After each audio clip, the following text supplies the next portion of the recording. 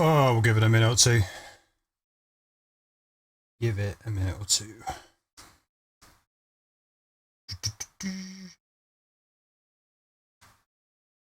Make sure everything's working right. I wish I could like make this app. Well, maybe I'm just missing the point of it. I don't know. I don't seem to be able to get that to work right. Anyhow, hopefully it's all running by now. Let's have a little checky check. This is where you get. Yeah, sorry guys, I'm pretty new to this. So if you're watching this on archive or whatever, watch me struggle. Hopefully in the end I'll get the hang of it though. God damn. Go to channel. We should see weirdness. I think that's probably working. Not really very helpful. Whatever, we'll go for it. We'll see what happens. What happens is I have to start again. Okay, this is going to be music production streaming. I write Psy-Trance, or most of the time at least I write Psy-Trance. Today I'm going to be writing Psy-Trance and we're going to crack straight on with it. It's going to be live production as it happens. And where do we normally start with a track? There's lots of ways you can start a track, but I tend to favour working with the kick and bass at least to start with. So I fancy doing this all in Diva. That's a decision I took earlier. Diva is a soft synth by U-He. It's noted for its particularly strong analog emulation. For software anyway. It doesn't sound like analog, but it does sound great. And that's probably more important than whether it sounds like analog. So I'm going to go ahead and load one of these up. And I'm going to immediately rename this kick. So this is going to be my kick drum channel. The nice thing about this is that I can do all this. I can do all of this in the filter, which is really, really cool. So a kick drum typically is a swept sine wave. And you might think, why don't I use, well, which of these has got a sine wave? There we go. I could use that there. Turn everything else off, flip it over to oscillator 2 and just use a sine wave to generate my kick because there's no need. I'll go back to Dual VCO Eco. I can do all of that right here using a self-oscillating filter. Okay, so first of all I want to set up the amplitude envelope. I'm going to go for an ADSR here. It's a little bit more flexible than this Moog ADR or ADRS, whatever how you want to call it. Both of them I'm going to set up to analog. And I'm going to put in some MIDI notes, so I'll shut down the editor for that. I need 1 bar of 4/4. That's a little fast, I reckon. I'll go for, I don't know, 145. There we go. That'd be good.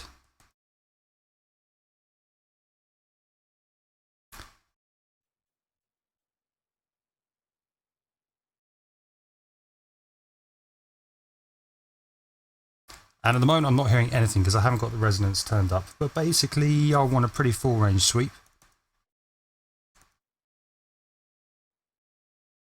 It's working in 30 seconds. That's, you know what, that's probably quite good.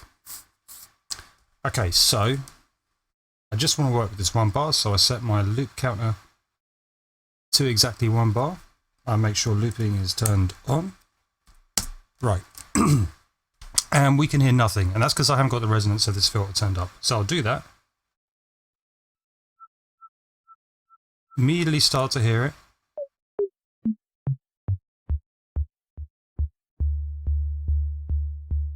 And that almost sounds like a kick drum already. A sort of kick drum anyway. What's really going to help us, first of all I'll turn on multi-core, and that will help with the CPU usage. And then down here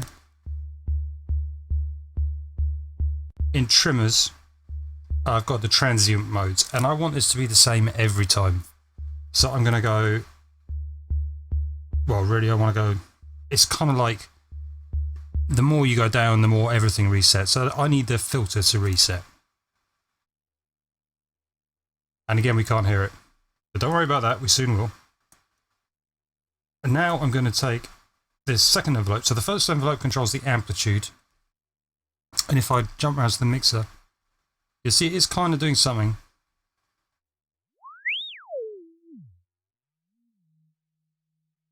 And now I'm going to go for envelope 2.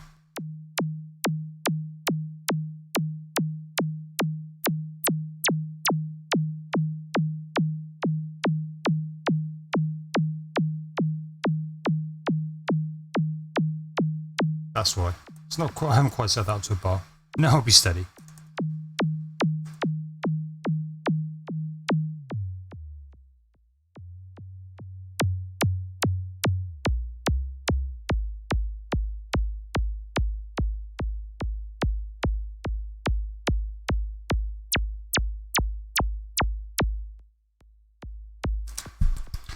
So now basically what I'm trying to do is, if by using this decay stage, I can gradually change the sound of the kick drum I'm generating.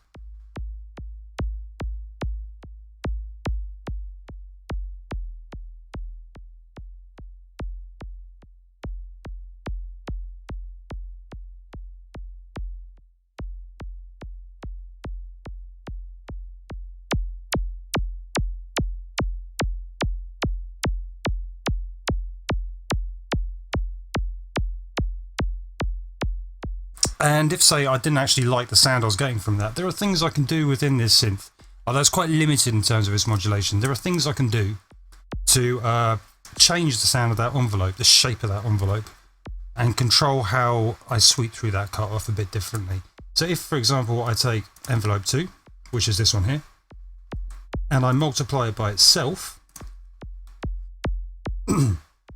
I'll end up with a different shape here. I'll change this to multiply. And you immediately hear it's a very different sounding kick drum. It sweeps through much faster.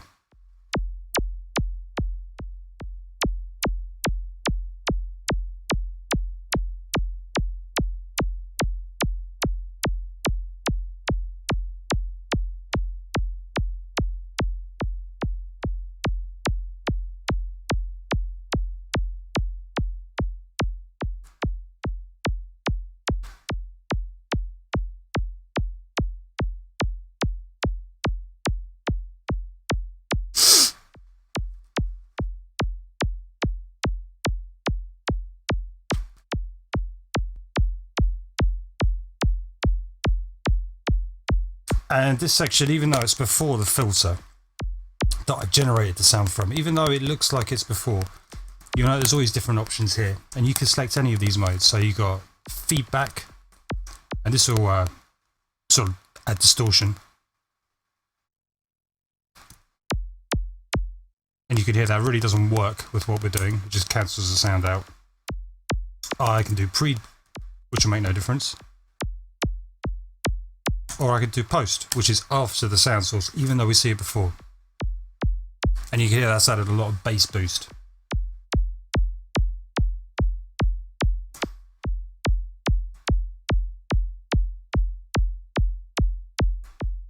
And honestly, that's probably kind of pretty good. Let's have a look at an analyzer. What we want to see in the analyzer, that will show me a complete...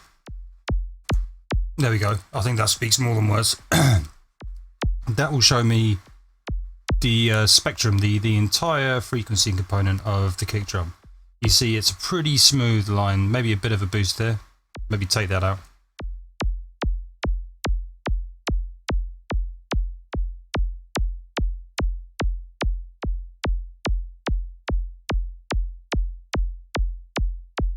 It's still kind of wobbly.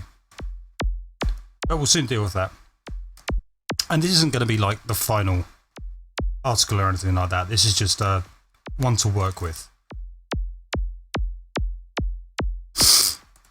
while we're writing our track.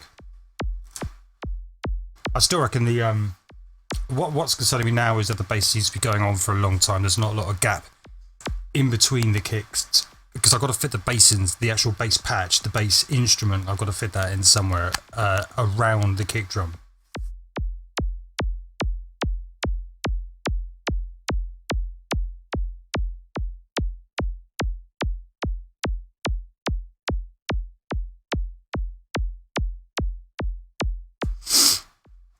Okay, so I'm probably not going to stick with this instrument, but I need something to work with. So that's going to do for now. I'm going to freeze that and bounce that down. You'll lose my voice for a second here. Okay. And if we look at that, I'll stretch that out so vertically so you can see a bit better. You see it's actually different every single time. Not much, but a little bit. So I'm going to skip off that first one. I'll take the second one. Why not? Because it's dull. That's why not. That's better. We'll go with that one.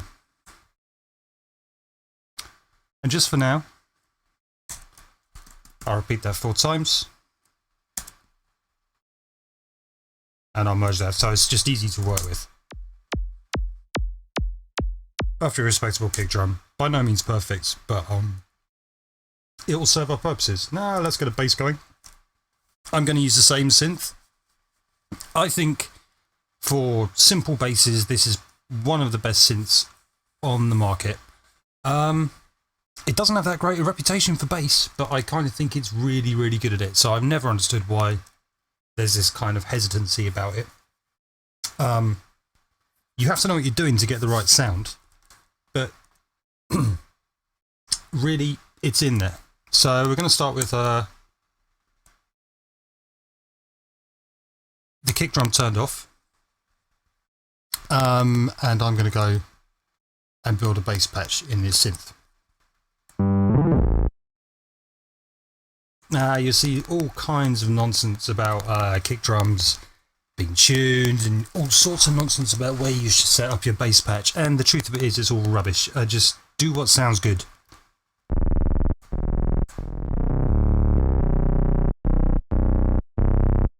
A lot of where you can set the note is determined by how fast your track is, or how long the notes are, which is really kind of 2 ways of saying the same thing.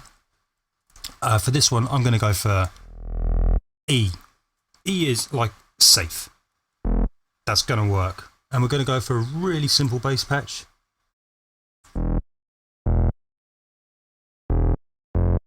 Ooh.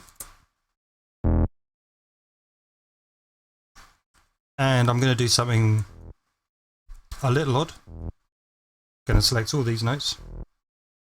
Going to turn the velocity down on them a bit. Then I'm going to select all these notes. I'm going to turn it up a bit on them. Which makes no difference at the moment, because we haven't programmed a patch.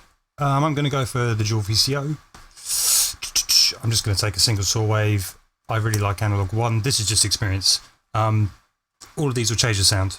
I really like analog 1 for making bass. Again, I'm going to come back here and make sure that's on oscillating reset, so I start from the same point in the waveform each and every time, and that makes my bass sound stable as opposed to wavering all over the place. Tell you what, I'll leave that off for now. I'll put it on analog mode, so this is now like a full simulation of analog. And what you should hear is it kind of wavers around a bit, especially if I put this on.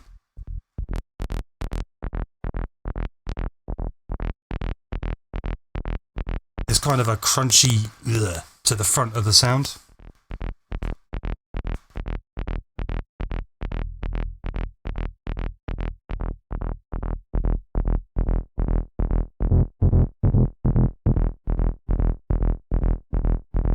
Like distortion, it's not what we want from the bass sound.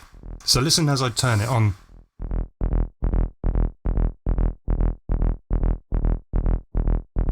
It's now completely steady and the same every single time. So that's basically what we're looking for. I'm not so sure about the ladder filter. Yeah, immediately more volume. I'll turn the key tracking on. So now if I change the bass note later on in the track, the filter will respond according to the pitch of what I play, and the sound will sound the same. If I don't, then the filter won't open up as the note goes up or down, and the structure of the sound harmonically will vary, and that won't be so great, typically. Okay, so I'm using it. Envelope 1 again controls the amplitude.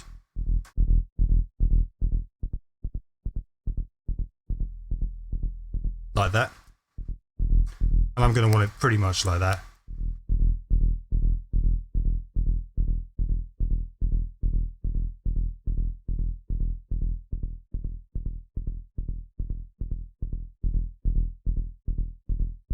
Something very much like that. And envelope 2 controls the filter.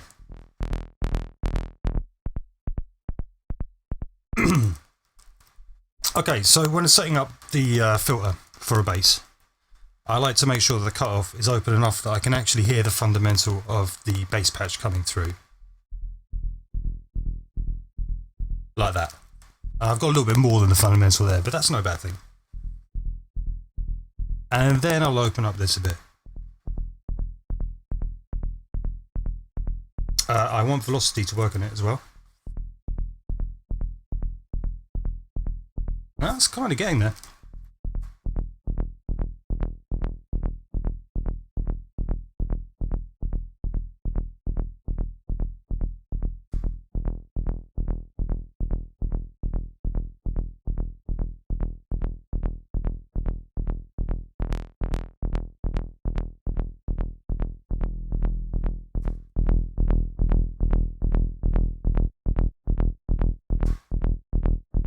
Yeah, I'll go with that.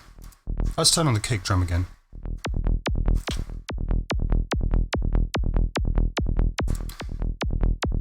What you can do is change the phase of the oscillator.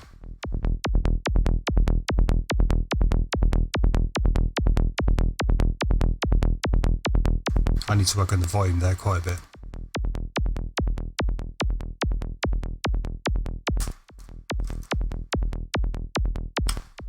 Getting there. I can also set in a compressor, which will help gel the two together a bit, and I'll use a sidechain compressor. So I insert the compressor on the bass channel, and then from here, and this will be the same pretty much whatever sequencer you use, although how you achieve it will be very similar. So I'll take the kick, rename the channel, open up a send, and I want the bass insert compressor, and that sends the kick signal into the sidechain of this compressor. And at the moment it's doing nothing.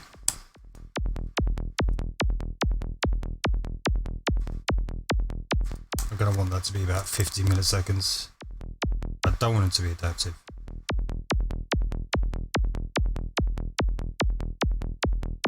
And you can see what it's doing.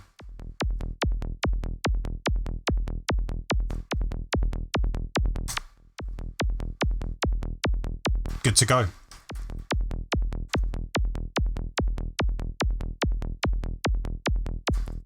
Okay, so that's basically like a 1-bar groove. That's basically a simple kick and bass setup. What can also help, I'll jump down here, I will have a nice EQ on the bass. I'm more likely to stick with the bass than I am with the kick drum. I really like this. This is free. There's a pay version available, which is fantastic. I'm going to work with the free version here.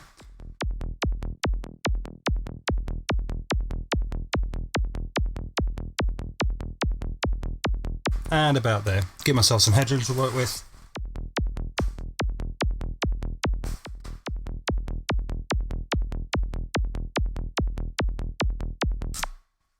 And that is our bass and kick set up. I'm going to hit save on that. This is my first time streaming on Twitch, really. So for now, I'm going to leave it there. If that all worked out right, then I'll come back and do some more. Hope you all have fun. Thanks for watching.